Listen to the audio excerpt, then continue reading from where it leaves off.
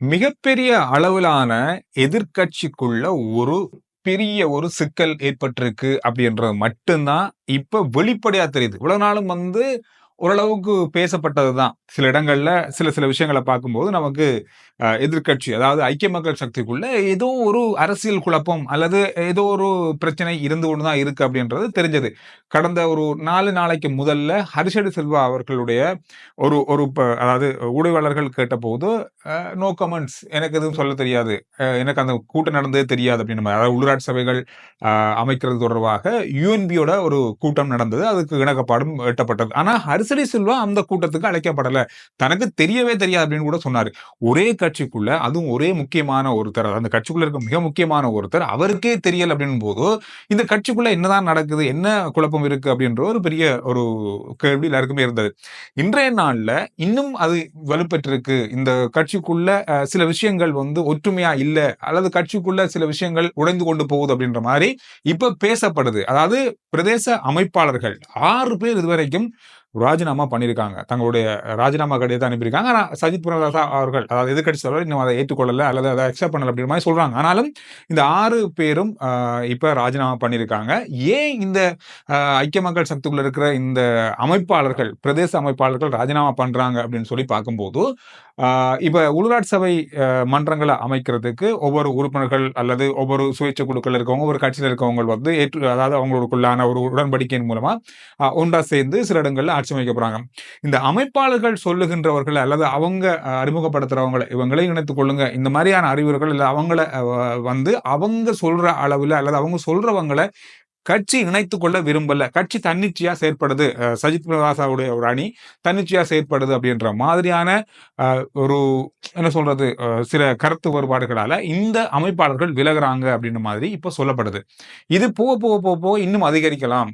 அதிகரிக்கும் போது கட்சிக்குள்ள என்ன நடக்குது, என்ன நடக்க போகுது அப்படின்ற மாதிரியான பல குழப்பங்கள் இப்ப ஏற்பட ஆரம்பித்திருக்கு. இது எங்க போய் முடிய போகுது தெரியல. கடைசியில எதிர்க்கட்சி அரசாங்கம் சொல்ற மாதிரி ஒரு கட்சி தான் இலங்கையில் அப்படின்ற மாதிரி இருக்க போகுது தெரியாது. இது இது ஆரம்பம் தான். ஆனா அது பெரிய விஷயமா கட்சிக்குள்ள கேட்கும்போது இல்ல அது சாதாரணமா நடந்ததுதான். ஒரு சில விஷயங்கள் இருக்கத்தான் செய்யும் ஒரு கட்சிக்குள்ள அப்படின்ற மாதிரி தான் சொல்றாங்க. ஆனா இது பெரிய அளவா எங்க வரப்போகுது அப்படின்னு சொன்னா, இந்த 2, 3 நாள்ல இன்னும் பல அமைப்பாளர்கள் விலகுவாங்க அப்படின்ற மாதிரி சொல்லப்படுது. இதுல இன்னொரு விஷயம் இருக்கு. அதாவது இப்ப பொதுவா கொழும்பினுடைய மாநகர சபையை ஆட்சி அமைக்கிறதுக்கு எதிர்க்கட்சிகள் எல்லாம் சேர்ந்து ஆட்சி அமைக்க வாய்ப்பு நிறைய இருக்கு. இல்லைன்னு சொல்ல முடியாது. ஆனா கட்சியுடைய தலைவர், ஐக்கிய மக்கள் சக்தியினுடைய தலைவர் இல்ல அதுக்கு பெரிய அளவான ஒத்துழைக்கல் அப்படின்றதும் கட்சிக்குள்ள ஒரு பெரிய அளவா சலசலப்பா பேசக்கூடிய ஒரு விஷயமாக மாறி இருக்கு. அதுவும் ஒரு பெரிய ஒரு விரக்திய உள்ளுக்கு இருக்கிறவங்களுக்கு ஏற்படுத்தி இருக்கு. சம்பந்தமே இல்லாதவங்களோட ஆட்சி அதாவது கூட்டமைக்கிறாங்க, தேவையான ஆட்களை எடுத்துக்கொள்றாங்க அப்படின்ற மாதிரியான குற்றச்சாட்டுகள் இருக்கு. இதுவும் ஒரு காரணம். இந்த கட்சிக்குள்ள இருக்கிற ஒற்றுமையின்மையினாலதான் இப்ப எம்பிபி அதாவது தேசிய மக்கள் சக்தி கொழும்பு மாநகர சபையை ஆட்சி அமைக்க போறாங்க.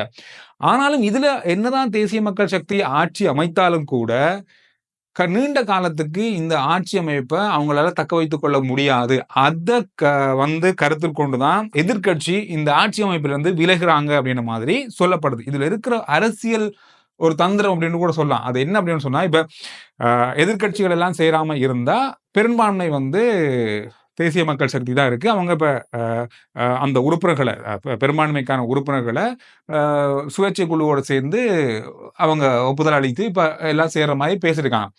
ஆனா ஒரு பட்ஜெட், ஒரு பிரேரணை இந்த மாநகர சபையில கொண்டு வரும்போது இந்த பிரேரணைய எப்படி நிறைவேற்ற போறாங்க அப்படின்றதுதான் இதுல இருக்க பெரிய ஒரு சவாலே. அதாவது இப்ப ஒரு பிரேரணையை கொண்டு வரும்போது அதுக்கு எதிரான அதிகளவான வாக்குகள் எதிர்க்கட்சியிலிருந்து விழ வாய்ப்புகள் இருக்கு. ஏன்னா எதிர்க்கட்சி ஆசனங்கள் அதிகமா இருக்க போகுது. அதனால இந்த பிரேரணைகளை நிறைவேற்ற முடியாம போகும். என்னதான் அவங்க சரியான அளவான வச்சிருந்தாலும் அதை விட அதிகமா எதிர்க்கட்சிகிட்ட இருக்கிறதால இது ஒரு பெரிய ஒரு சவாலாக அரசாங்கத்துக்கு இருக்கும். இது 1, 2, 3 பிரேரணைகள் அல்லது பட்ஜெட்டுகளை அவங்க பாஸ் பண்ண முடியாமல் போனா அந்த மாநகர சபை உடனடியாக செயலிழக்கும். இது ஒரு காரணத்தை செய்யறதுக்காகவும் எதிர்க்கட்சி பெரிய அளவா திட்டம் போடுறாங்களோ, இது ஒரு பெரிய மாஸ்டர் பிளானா இருக்குமோ அப்படின்ற மாதிரி தான் இப்ப சொல்லப்படுது. இதுல நாம எல்லாருமே கேட்கலாம், அப்ப என்னதான் இருந்தாலும் அவங்க பெரும்பான்மையை வச்சுக்கொண்டு தான் இப்ப கொழும்பு மாநகர சபையை ஆட்சி அமைக்க போறாங்க. அது எப்படி அவங்க பிரேரணை நிறைவேற்ற முடியாம போகும்? அதிக வாக்குகளையும் கொடுக்க முடியாம போகும் என்ற கேள்வி இருக்கும். இப்ப 11 பேர் உங்களுக்கு தேவைன்றபடியா, இந்த சுயேட்சை குழுக்கள் அல்லது சிறு கட்சிகள்ல இருந்து எடுக்குறாங்க. இவங்களுக்கு என்ன சலுகையை அவங்க எதிர்பார்த்து போறாங்க என்று தெரியாது. இப்ப சாதாரணமா ஆட்சி அமைக்கிறதுக்காக அவங்க ஆதரவு வழங்கலாம். அதுக்கு பிறகு அரசாங்கத்தோட இருக்கிற சில விஷயங்கள் ஒத்துப்போகாம இருக்கலாம். சில விரக்திகள் ஏற்படலாம். சில கருத்து வேறுபாடுகள் ஏற்படலாம்.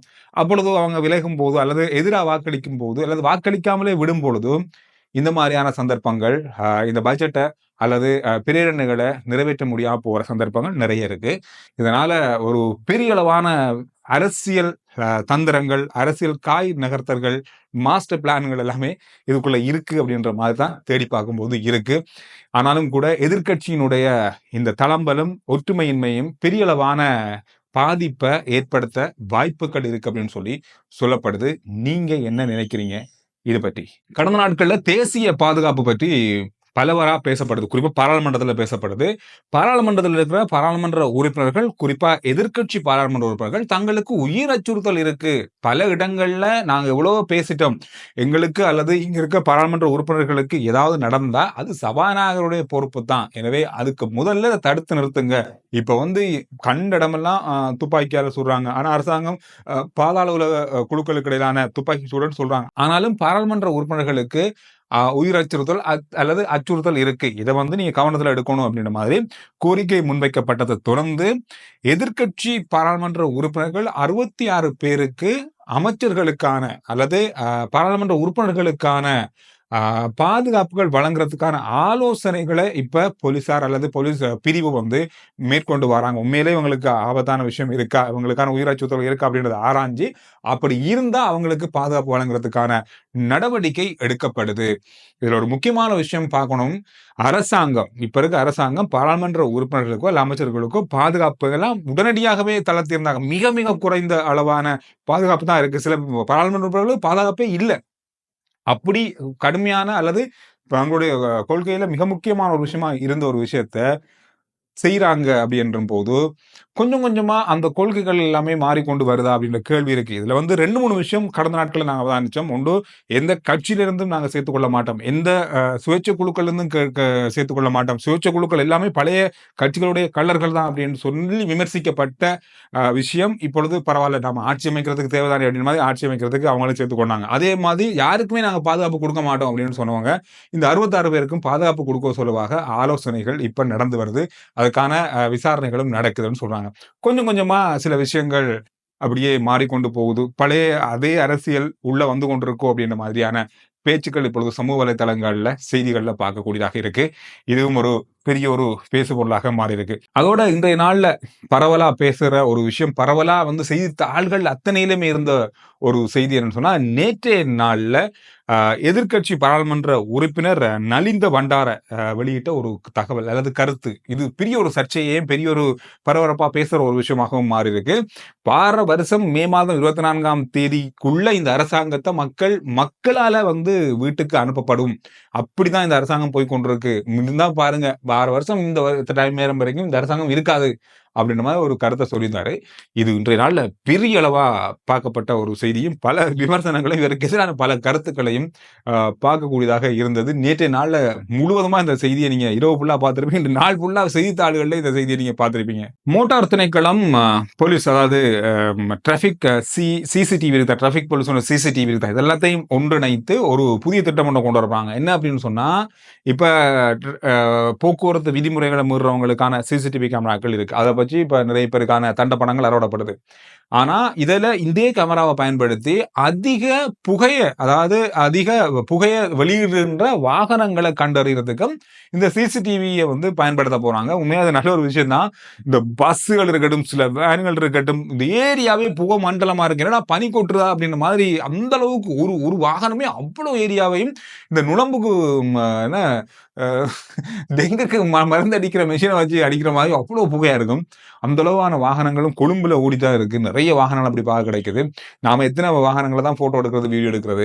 எனவே இந்த மாதிரி வாகனங்களை இந்த மாதிரி விஷயங்களை வைத்து பிடிச்சி உடனடியா சைலன்சரை கலட்டணும் அப்படின்றதான் நிறைய பேருடைய கோரிக்கை. ஏன்னா அந்த அளவு மோசமான புகையை வெளியிடுற வாகனங்கள் கொழும்பு நகரத்துக்குள்ளே இருக்கு. ஒரு சோகமான செய்தி. கடந்த 24 மணித்தியாலத்துல 3 சிறுவர்கள் விபத்தின் காரணமாக உயிரிழந்திருக்காங்க. சிறுவர்கள் 3 சிறுவர்கள். பல விபத்துகள் இடம்பெற்றிருக்கு. ரயில்ல மோதி ஒரு விபத்து இன்றைய நாள்ல இடம்பெற்றிருந்தது. மோட்டார் சைக்கிள் விபத்து கண்டு பல விபத்துகள் வழமை போல இன்றைய நாள்ல இடம்பெற்றிருக்கு. அதுல கடந்த 24 மணி நேரத்துல 3 சிறுவர்கள் உயிரிழந்திருக்காங்க. ஒரு உயிரிழப்பு வந்து காட்டு யானை தாக்கி பயணத்தின் போது தகப்பனாரோட அவர் வந்து வேலைக்கு போய் கொண்டிருந்த நேரத்துல திருகோணமலை கோமரங்கடவல பிரதேசத்துல வைத்து காட்டு யானை தாக்கி 8 வயது சிறுவன் ஒருவர் உயிரிழந்திருக்காரு. அதே போல வெளியத்த பிரதேசத்துல லொரி ஒன்றும் மோட்டார் சைக்கிள் ஒன்றும் மோதி 14 வயது சிறுவன் உயிரிழந்திருக்காரு. அதே போல எதிமல பகுதியில 15 வயது சிறுவன் சைக்கிள் விபத்து ஒன்றுல உயிரிழந்திருக்காரு. எனவே இது கடந்த 24 மணி நேரத்துக்கு நடந்த விபத்துகள், சிறுவர்களுடைய விபத்துகளாக இது இருக்கு. எனவே இந்த விஷயங்கள் இன்றைய நாள்ல அதிகமா பார்க்கப்பட்ட செய்திகள். RJ Chandru report YouTube channel, Facebook page, WhatsApp channel, இது எல்லாத்தையும் ஃபாலோ பண்ணுங்க. அடுத்த வீடியோல நான் உங்களை சந்திக்கிறேன்.